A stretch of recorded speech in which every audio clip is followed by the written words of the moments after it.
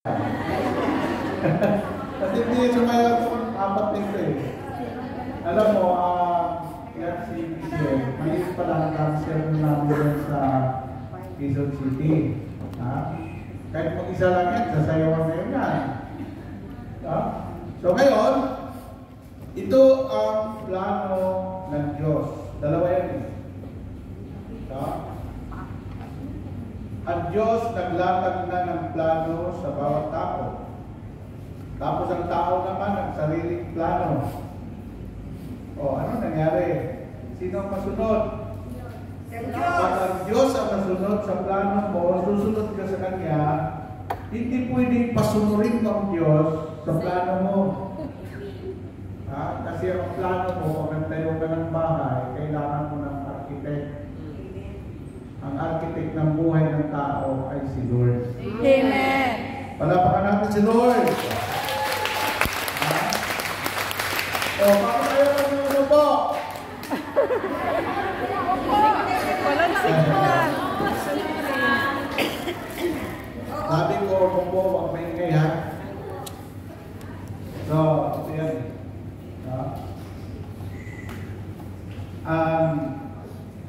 Plano ng Diyos, malalaman mo lang yan habang ikaw ay palalim na palalim ang iyong personal relationship sa Kanya. Amen. Kasi nag-uusap lang kayong dalawa. Ang mga tao walang relasyon sa Diyos, nagsasarili sa buhay, ilang po ang nasusunod sa buhay nila, kaya pag sila naging palpak, ang sabi nila, Diyos ko, bakit mo ako pinabayaan? Naku, sinisipa ang Diyos. Diba? Ang sabi ko sa Biblia, bukod sa ating binasa, plan carefully what you do. Sa pagpaplano, kailangan maging maingat ka. Tanungin mo muna si Lord, Lord, ito ba'y kalooban mo? Ito bang lalaking ito pagkapangasawa ko, mamahalin mo ako? Mamahalin ba ako? O pag napangasawa ko, gagawin ng pagsimbang ko nito? Panginoon, kung siya po ay hindi karapat-dapat sa akin, ilayo mo siya sa akin. Amen. Sisiguraduhin ko sa iyo, God will make a way. Amen. Amen? Amen. Pero pag sinabi mo, Panginoon, paano nang ligaw ko? Hindi kagwapuhan, pero mabait. Sabi ni Lord, anak, Huwag ka nang mamili. puso yan. Sunggaban mo na. May mga tao na hindi na narinig ang Diyos kasi hindi lang sinakausap ang Diyos. God is alive. Amen. Meron bang buhay na walang tayo? Ang Diyos hindi bingi. Ang Diyos hindi bulat. Ang Diyos nakikita niya ang mga bagay na dalating at ang mga bagay na sa kabubuti mo. Sabi ng Kawikaan 16:1, when we may make our plans, that God has the last word. Sa Tagalog, nasa tao ang pag-iisip at pagbabalak, ngunit ang tagumpay ay sa Diyos na bubuhat. Saan galing yung success sa buhay mo? Saan galing yung tagumpay sa buhay mo, sa anak mo, sa asawa mo, sa negosyo mo, any kinds of success? From God. Kaya dapat pasalamatan natin ang Panginoon. Ang kailangan mo lang mag-isip. Kaya ang mga tao kulang sa isip, talo sila. Amen. Hindi naman pwede ang Diyos ko mag-isip sa buhay mo. At hindi rin pwede na ang ibang tao mag-isip sa buhay mo. Dahil ikaw ay ikaw, mag-isip ka ng para sa kabubuti mo. At ang Diyos kailanman hindi nakaharap ng ikasasama ko. Ang Diyos, pag mabuti sasamahan ng Diyos. Amen? At maging sa pagpaplano sa buhay. May nagpa-preview sa akin na dito, yung may yata. Papunta ng Amerika. Hindi mo nakapag-asawa ng ano? Oh. Kasi hinigit niya kay Lord. Kung ngayon na ito, papunta na sa New York. Diba? Ay, nako. O ngayon, masasabi mo ba na bahala ng Diyos? Siya naman nakakaalam. Oo, ang Diyos, alam niya. Pero kailangan mo rin may partisipasyon ka. Amen. Hindi mo pwedeng gagawa ang Diyos na wala kang participation. You know why? Buhay mo yun. At ang Diyos hindi nakikialam sa buhay mo pag hindi mo siya sinanggunin. Amen? Ngayon, lalo na sinasabi ni Lord dito, tama yung sinabi ni Father, this is the last day na mga tao ay ang mabuti ay magpakabuti, ang masama ay lalo magpakasama. Diba? Ang news ngayon, sa simbahan lang mapapakinggan yung this is the good news of our salvation.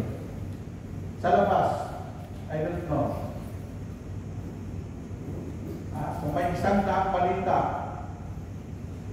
tingnan mo kung ilan ang fake dyan. Pero sa simbahan, walang fake dito. Kung may taong fake na pumasok sa simbahan, paglabas niya, maging totoo. Amen. Amen po ba? Amen. Okay, ito na. Ang sabi po dito sa ating binasa, pagpaplano, plan carefully what you do. Bago ka magpasya, bago mo gawin ang plano mo, dapat tinanong mo muna si Lord. Lord, give me sign and wonder. Alam niyo yung sign, open yan sa lahat. Mga pangitain.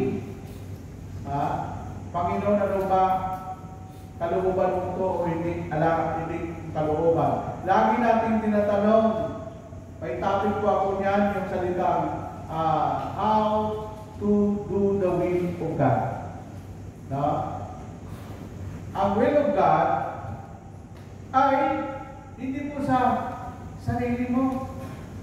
May sarili kang kalooban eh. Ang kalooban ng Diyos. Ngayon, ang mangyayari lang yan, may free will, mayroon tayo, tinatawag na freedom of choice, free will, at iyan ang hindi pwedeng saklawan ng Diyos.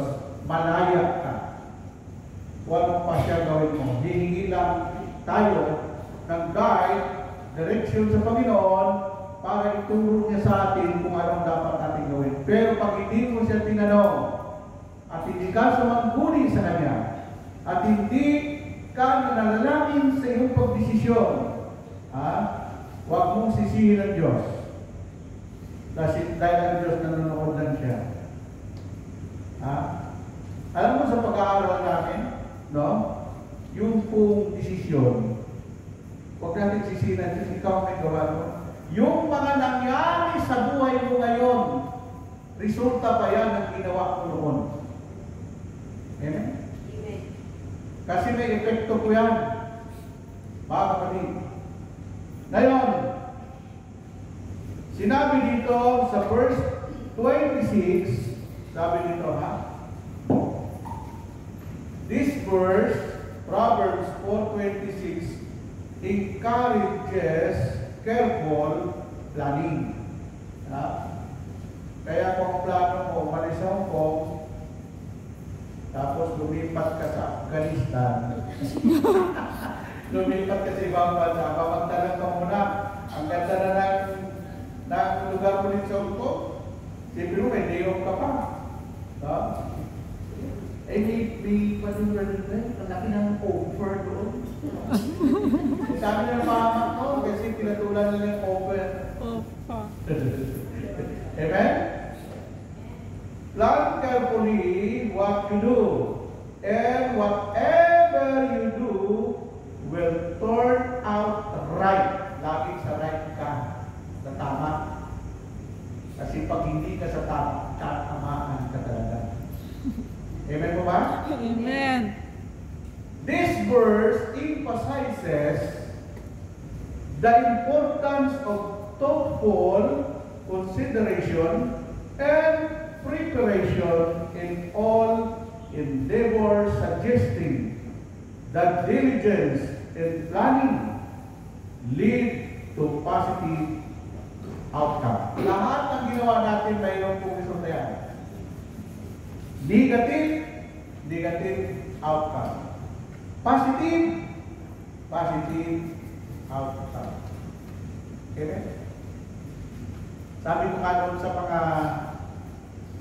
nag-seminar ako sa mga kanina kasi magka-anniversary sa mag-akay kayo ha sa Sabado, 35th anniversary na ng Saturday Group.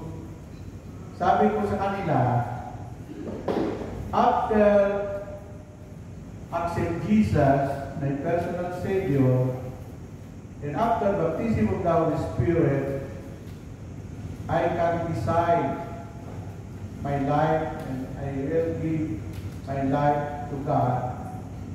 Then the songs na kinanta ng mga choir sa Apostolo 1985 I am, Lord, here I am to answer your call. Lord, here I am to serve and love you. I am left everything just to follow you. Here is my heart. Here is my heart. Here is my soul. Here is my whole self. Whole life ginamit. I am I am for you. I am for you. And you And you alone. Ayan. Alam mo nung time na yun, nakita ko yung kamay ni Lord, yung Angelos na nakaganon. Ang estatwa ng Angelos nakaganon.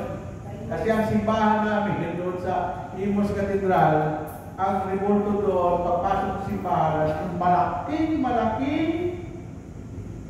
rebulto ng Angelos, nakaganon si Lord, nakangiti. I am for you and you alone. Lord, here I am to answer your call. Once na nakinig ka sa Panginoon, once na